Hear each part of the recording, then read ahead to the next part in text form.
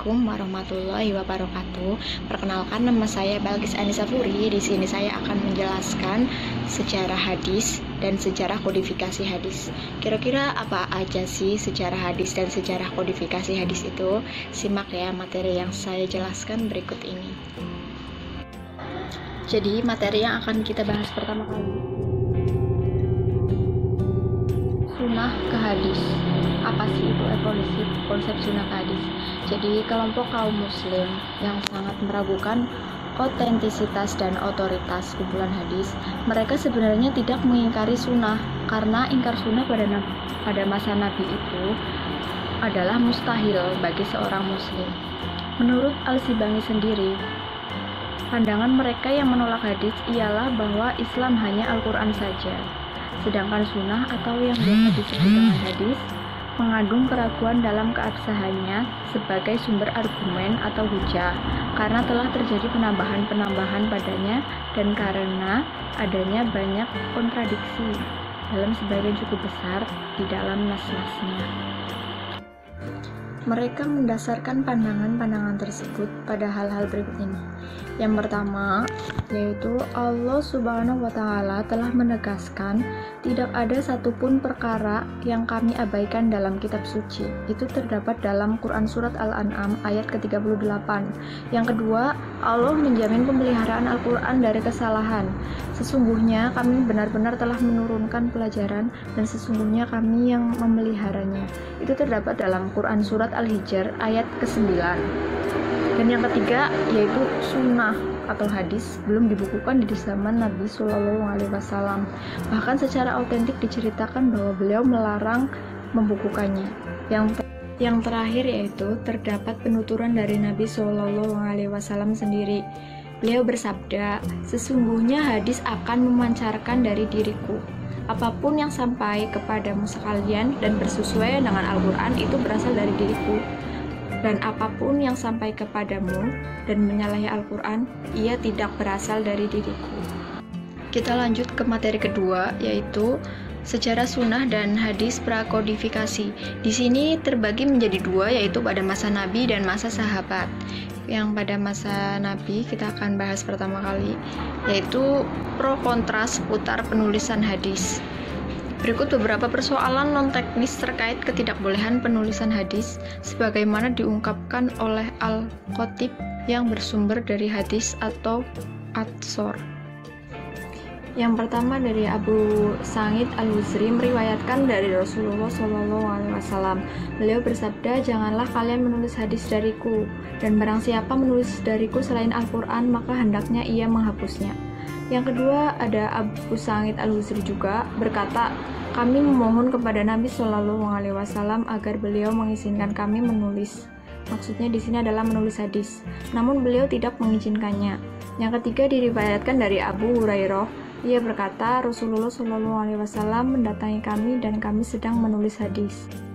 Kemudian beliau bertanya, apa yang sedang kalian tulis? Kami menjawab, kami sedang menulis hadis yang kami dengar dari engkau ya Rasulullah. Lantas beliau bersabda, tulisan selain kitab Allah, tahukah kalian bangsa-bangsa sebelum kalian itu tidak sesat, kecuali karena mereka menulis tulisan lain bersama kitab Allah. Sementara hadis-hadis dan atsor sahabat menunjukkan kebolehan menulis hadis adalah sebagai berikut. Yang pertama itu dari Abdullah bin Amr bin Al-As radhiyallahu anhu berkata, saya menulis segala yang saya dengar dari Rasulullah SAW. Saya hendak menghafalnya, namun orang-orang Quraisy melarangku. Mereka berkata, engkau menulis segala sesuatu yang engkau dengar dari Rasulullah SAW, sedangkan beliau manusia biasa yang kadangkala bicara dalam keadaan marah dan senang. Saya pun berhenti menulis. Kemudian saya teringat beliau ketika menunjukkan jari ke mulutnya, seraya bersabda, tulislah, maka demi Allah yang jiwaku berada di tangannya, tidak keluar darinya atau mulut, kecuali kebenaran.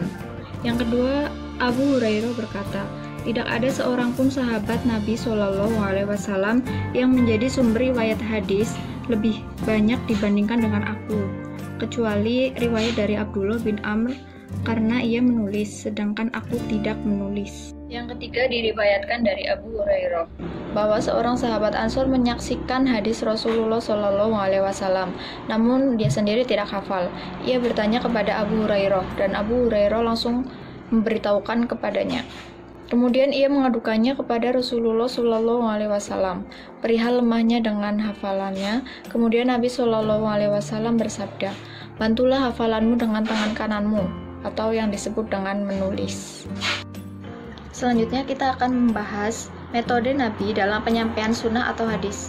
Menurut hadis riwayat Bukhari dan Abi Sa'id Al-Khudri, cara Nabi menyampaikan hadisnya yaitu yang pertama melalui cara lisan di muka orang banyak yang terdiri dari kaum laki-laki. Yang kedua, pengajian rutin di kalangan kaum laki-laki.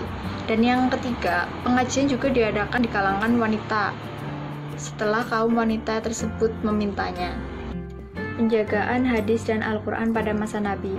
Faktor-faktor yang menunjang keautentikan hadis dari zaman Nabi Shallallahu Alaihi Wasallam sampai sekarang adalah yang pertama yaitu hafalan yang kuat dari para sahabat yang menerima dan mendengarkan langsung hadis-hadis Nabi Muhammad Shallallahu Alaihi Wasallam. Dalam artian, para sahabat menyampaikan hadis Nabi persis seperti apa yang mereka dengar dan dilihat oleh panca indera mereka masing-masing. Yang kedua yaitu kehati-hatian para sahabat dalam meriwayatkan hadis. Sikap kehati-hatian ini dilakukan untuk mencegah periwayatan hadis tercampur dengan yang bukan hadis. Oleh karena itu, para sahabat pada zaman itu sedikit yang meriwayatkan hadis. Dan yang ketiga, ada para sahabat sangat hati-hati dalam menerima hadis dari seseorang. Mereka tidak sembarangan menerima hadis, kecuali ada orang lain yang mendengarnya langsung dari Nabi Muhammad SAW. Yang keempat, ada pemahaman terhadap ayat. Kesinambungan hadis sampai sekarang karena pemahaman terhadap ayat Al-Quran. Perlu diketahui bahwa Nabi Muhammad SAW sendiri yakni seorang ummi, yaitu seseorang yang tidak pandai membaca dan menulis. Memang umumnya masyarakat Arab kala itu tidak mahir dalam hal kepandaian tersebut. Maka dari itu Nabi Muhammad SAW berfokus untuk menghafalkannya. Di antara para sahabat Nabi Muhammad SAW, tak sedikit yang mahir menulis. Kepada beberapa dari mereka, Rasulullah SAW menyuruh untuk menuliskan ayat-ayat Al-Quran. Yang kedua, kita akan membahas masa sahabat. Yang pertama, upaya sahabat dalam mempelajari hadis. Apa saja upayanya? Yaitu dalam mempelajari hadis, paling tidak ada beberapa metode atau cara yang digunakan sahabat. Di antaranya metode hafalan, catatan, dan praktik. Yang pertama, mempelajari dengan hafalan. Para sahabat biasanya duduk melingkar untuk mendengarkan kata per kata yang keluar dari mulut Nabi Muhammad SAW dengan sangat hati-hati. Yang selanjutnya yaitu mempelajari melalui tulisan. Para sahabat mempelajari hadis dengan cara mencatatnya di buku catatan yang rapi. Banyak di antara sahabat yang pandai menulis dan mengabadikan hadis-hadis Nabi. Yang ketiga, mempelajari dengan praktik. Perlu diketahui bahwa para sahabat mempraktikkan apa saja yang mereka pelajari dari Nabi. Ilmu pengetahuan dalam Islam untuk dipraktikkan, bukan untuk pengetahuan itu sendiri. Dan sahabat mengetahui betul hal ini. Cukuplah dicatat bahwa Ibnu Umar memerlukan 8 tahun untuk mempelajari surah kedua Al-Quran. Wah, lama sekali ya. Perlu kalian catat upaya sahabat dalam meriwayatkan hadis. Apa saja? Yang pertama yaitu dari mulut ke mulut, jadi belum secara tertulis. Yang kedua, periwayatan dengan cara lafziyah dan maknawiyah. Dan yang terakhir yaitu banyak bersandar kepada ingatan dan hafalan. Kita sampai di materi ketiga yaitu sejarah sunnah dan hadis di era kodifikasi. Ada faktor yang melatar belakangi. Proses kodifikasi hadis pada awalnya dilatar belakangi oleh kekhawatiran Khalifah Umar bin Abdul Aziz terhadap berbagai persoalan di masa pemerintahannya. Kekhawatiran tersebut didasari pada 3 hal, yaitu yang pertama, hilangnya hadis-hadis dikarenakan meninggalnya para ulama yang mengerti atau hafal hadis di medan perang. Bercampurnya antara hadis-hadis yang sahih dengan hadis-hadis yang palsu. Dan yang ketiga, meluasnya daerah kekuasaan Islam. Atau lebih singkatnya, tujuan dari kodifikasi hadis adalah untuk menyelamatkan hadis-hadis Nabi Muhammad SAW dari kepunahan dan penyelewengan oleh orang-orang yang tidak bertanggung jawab. Kodifikasi hadis Umar bin Abdul Aziz. Kodifikasi hadis secara resmi dipelopori oleh Khalifah Umar bin Abdul Aziz, yaitu Khalifah ke-8 pada masa Bani Umayyah yang memerintah tahun 99 sampai 101 Hijriah. Umar memerintahkan para ulama hadis untuk mencari hadis Nabi. Umar II sangat waspada dan sadar bahwa para perawi yang mengumpulkan hadis dalam ingatannya semakin sedikit jumlahnya karena meninggal dunia. Beliau khawatir apabila tidak segera dikumpulkan dan dibukukan dalam buku-buku hadis dari para perawinya, mungkin hadis-hadis itu akan melenyap bersama lenyapnya para penghafalnya. Maka tergeraklah dalam hatinya untuk mengumpulkan hadis-hadis Nabi dari para penghafal yang masih hidup. Dia menginstruksikan kepada para gubernur di semua wilayah Islam untuk menghimpun dan menulis hadis-hadis Nabi. Kita sampai pada materi terakhir, yaitu Al-Kutub As-Sittah. Kutubus Sittah atau dalam bahasa Arab Al-Kutub As-Sittah atau bahasa Indonesia bisa disebut dengan 6 kitab, adalah sebutan yang digunakan untuk merujuk kepada 6 buah kitab induk hadis dalam Islam. Keenam kitab ini merupakan kitab hadis yang disusun oleh para pengumpul hadis yang kredibel. Kitab-kitab tersebut menjadi rujukan utama oleh umat muslim dalam merujuk kepada perkataan Nabi Muhammad SAW. Berikut 6 kitab yang akan saya sebutkan.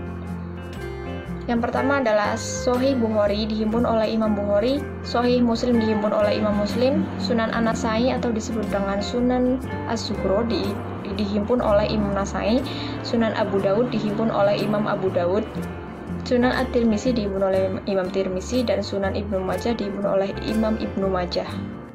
Nah, jadi itu saja materi yang kita pelajari hari ini, yaitu tadi materi sejarah hadis dan sejarah kodifikasi hadis. Mungkin masih banyak sekali kurangnya atau banyak sekali yang tidak saya cantumkan di PowerPoint, dan saya mohon maaf apabila banyak kekurangan ya, karena di sini saya juga masih belajar. Saya masih belajar banyak lah ya di sini. Dan buat kalian yang tahu tentang materi ini dan paham, silakan komen di bawah ya. Dan jangan lupa like, komen, dan subscribe channel aku, dan ikutin terus channel aku ini. Jangan sampai ketinggalan ya. Wabillahi taufiq wal hidayah. Wassalamualaikum warahmatullahi wabarakatuh. Dan sampai jumpa lagi.